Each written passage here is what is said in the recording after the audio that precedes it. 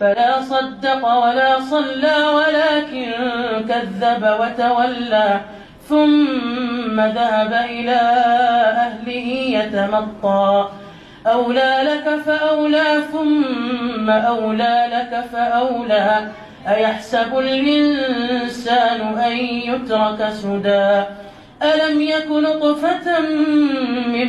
مني يمنى ثم كان علقة فخلق فسوى فجعل منه الزوجين الذكر والأنثى أليس ذلك بقادر على أن يحيي الموتى